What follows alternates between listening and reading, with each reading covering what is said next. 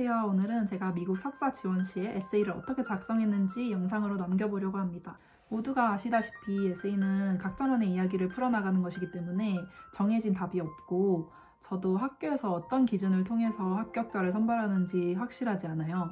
그래서 이 영상은 참고용으로 봐주시면 좋겠습니다. 그럼 제가 적어놓았던 워드를 보면서 에세이를 어떤 내용으로 썼는지 설명해 보도록 할게요.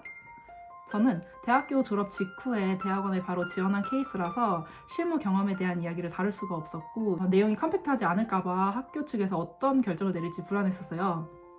굳이 일한 경험을 에세이에 쓰자면 학부 시절에 아르바이트 했던 경험을 학과 특성과 연결지어서 쓰는 방법뿐이더라고요. 근데 예상외로 대학 졸업 직후에 회계학 석사를 바로 지원하시는 학생들이 많더라고요. 회계학 석사는 CPA를 보는데 필요한 학점을 채우기 위해서도 필요하기 때문에 학부 시절에 회계학 관련한 수업을 덜 들었거나 다른 과에서 회계학으로 전향하는 경우 많은 학생들이 지원을 하기도 해요. 그래서 혹시라도 일한 경험이 없어서 에세이를 어떻게 써내려갈까 고민하시는 분들이 있다면 다른 이야기를 통해서도 에세이 분량을 충분히 채워나갈 수 있기 때문에 걱정하지 않으셔도 될 것 같아요. 에세이는 생각보다 분량이 많지 않아요. 대부분 비슷한 문항들이고 에세이를 5, 6개씩 요구하는 특별한 케이스 말고는 기본적으로 큰 에세이 하나와 짧은 에세이 2가지 그리고 경우에 따라서 옵셔널 에세이를 요구하는 학교들이 있었어요. UIC의 경우는 아카데믹 스테이트먼트 하나를 요구했고 제가 써두었던 에세이 2-3개를 합치고 살을 덧붙여서 1000단어를 완성시켰어요. 먼저 서론 150단어, 본론 500, 600단어, 결론 150단어를 기준으로 잡고 이야기를 어떻게 풀어나갈지 큰 틀을 잡았어요. 제가 꼭 넣어야겠다고 설정한 4가지 항목은 왜 이 학교와 왜 회계학, 나의 성향과 강점은 무엇인지, 학교 생활과 회사 생활, 장단기 목표와 입학 후 학업 계획 또는 졸업 후 포부 이렇게 4가지였어요. 4가지 항목을 설정하고 나니까 이제 분량에 대한 고민이 시작됐어요. 이 많은 것들을 1000단어 내로 설명해야 됐거든요. 그러면 항목별로 자세하게 어떤 내용을 썼는지 설명해 드리도록 할게요. 첫 번째, 먼저 학교, 학과 선정 이유입니다. 학교는 앞 영상에서도 말씀드렸다시피 제가 미국 랭킹에 대한 감이 없었어서 검색을 통해 선정을 했어요. 이때 어디서 이름 들어본 것 같은 좋은 학교들을 선정했기 때문에 당연히 학교에 대해서는 좋은 이야기들만 썼어요. 여러 학교 사이트들을 비교하고 읽다 보면 그 학교가 중요시하는 것들이나 그 프로그램만의 차별점이 보이기 시작해요. UIC MSA 같은 경우에는 국제학생 비율이 70에서 90% 가까이 되는 프로그램이었고 당연히 현지 취업률도 높았고요. 미국이 아닌 다른 나라에서도 인정받는 학교이기 때문에 이런 점에서 가고 싶다는 의지를 표현했었어요. 국제학생이 많은 만큼 유학생들을 위한 커뮤니티와 시설이 잘 갖춰져 있고 도움받을 수 있는 곳이 많은 학교라는 점도 와닿았어요. 학교 측에서 보여주는 랭킹이나 수치들을 잘 활용해서 그 학교에 꼭 가고 싶다는 이야기를 했습니다. 왜 회계학이냐? 라는 항목에는 회계사가 되고 싶은 이유, 회계사의 전망, 일해보고 싶은 회사를 구체적으로 언급했어요. 저는 경영학을 복수 전공했는데 학부 때 들어본 여러 경영학 수업 중에 왜 회계학이 매력적으로 다가왔는지 서술했어요. 한국에서 쓰는 자기소개서나 에세이와는 조금 다르게 제가 어떤 수업에서 어떤 성적을 받았는지 어필할 수 있는 부분들은 모두 직접적으로 제시를 했어요. 예시를 보여드리겠습니다.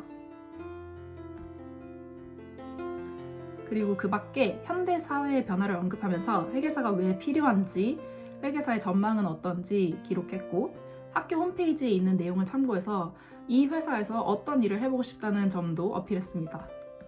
두 번째, 나의 성향과 강점입니다.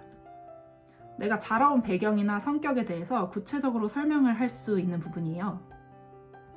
저는 미국 생활과 관련한 나의 성향, 그리고 회계학과 관련된 나의 강점을 서술했어요. 여러 나라에서 생활을 한 경험을 녹여낼 수도 있고 국제적인 경험이 없다면 국내에서 외국어 고등학교를 나왔다거나 어떤 페스티벌이나 봉사활동을 통해서 세상을 넓게 바라보는 시야를 트였다거나 이런 이야기를 할 수가 있어요. 저의 경우에는 교환학생 이야기와 한국에서 학창시절을 보내면서 발견한 저의 성향과 한계점 이런 것들을 적었어요. 나의 성향을 글로 표현한다는 게 꽤 어려워요. 그래서 이건 꿀팁인데 요즘 많이들 하시는 MBTI 결과에 나오는 설명을 참고했어요. 이게 꽤 도움이 된답니다. 회계학과 관련해서는 이러한 특성들을 지녔다는 이야기를 제 경험과 함께 풀어냈어요. 세 번째, 학교 또는 회사 생활 관련입니다. 저는 말했듯이 졸업 직후 대학원에 입학하는 케이스라서 교내 활동, 팀플, 대외 활동 이야기를 주로 할 수밖에 없었고 굳이 업무 경험을 녹여내려면 아르바이트 이야기를 할 수밖에 없었어요. 아르바이트를 하면서 뭘 하는지를 쓰라는 것이 아니라 어떤 직무를 했을 때 내가 어떤 감정을 느꼈고 일하는 나는 어떤 모습으로 변했는가를 서술했어요. 예를 들어서 카페에서 일을 했다면 단지 어떤 업무를 통해 경험을 쌓았다는 이야기를 하면 안 되겠죠. 내가 어떠어떠한 역할을 하면서 누구누구를 서브했고 내 커뮤니케이션 능력이 인크리스 되는 것을 느끼면서 회계사로서 클라이언트들을 상대하는 일을 했을 때 어떠한 역량을 끌어올릴 수 있을 것이다 라는 이야기로 이었었어요. 회계사들의 업무들이 굉장히 다양하잖아요. 근데 이제 어떤 업무에 구체적으로 관심 있다는 것을 보여주기 위해서 조금 오버하면서 썼습니다. 학교 생활 관련해서는 이걸 보시는 분들이 저보다 훨씬 많은 활동을 했을 거라고 생각이 돼요. 동아리, 팀플, 봉사활동, 학회, 캠페인 등 여러 가지 활동 중에서 한두 가지를 자세히 쓰시는 걸 추천합니다. 마지막으로 결론 부분인데요. 장단기 목표, 입학 후 계획, 졸업 후 포부를 쓰면서 마무리했어요. 장단기 목표의 경우에는 글이 길어질 수가 있어요. 그래서 짧은 에세이를 여러 개 요구하는 경우에는 아예 한 문항의 목표에 대한 이야기를 했어요. 짧은 분량의 목표를 써야 한다면 굳이 장단기로 나눌 필요가 없습니다. 이 학교에서 어떤 강의를 듣고 어떤 프로그램에 참여하고 어떤 방식으로 공부를 할 건지에 대한 이야기를 썼어요. 제가 성장하는 데 있어서 이 비즈니스 스쿨이 바이럴 파운데이션이 될 거라는 이야기도 강조했고 봉사와 환경의 가치를 중요시하는 미국 현대사회의 분위기에 맞춰서 이 학교의 이름을 빛내고 사회의 이익을 환원할 수 있는 인재가 되겠다는 다짐도 썼습니다.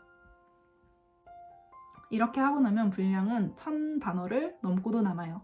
사실 지원전 막바지에는 내용을 어떻게 줄일 것인지에 대한 고민이 많았던 것 같아요. 핵심적인 것들을 골라내고 불필요한 것들을 과감히 없애는 작업이 중요해요. 그 밖에 옵셔널 에세이를 요구하는 학교들이 있어요.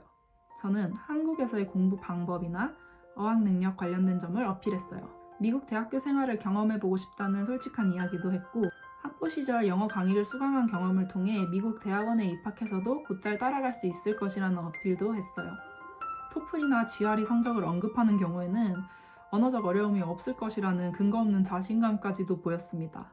당시에는 당당하게 쓰고 제출을 해버렸어요. 또 분량이 남는 곳에는 다양하고 평등한 기회가 주어지는 곳에서 회사 생활을 시작하고 싶다는 이야기를 했어요. 여러 인종, 언어, 문화와 사고방식이 존재하는 회사에 들어가서 서로 다른 가치관을 공유하고 누군가를 의식한 삶이 아니라 진정한 나의 삶을 꾸려가 보고 싶다는 이야기를 했습니다.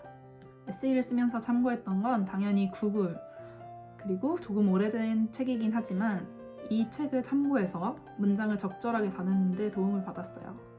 도서관에서 유학, 석박사, MBA 관련 책들을 찾으면 엄청 많이 나오더라고요. 참고하셔서 에세이 잘 완성하시기 바랍니다.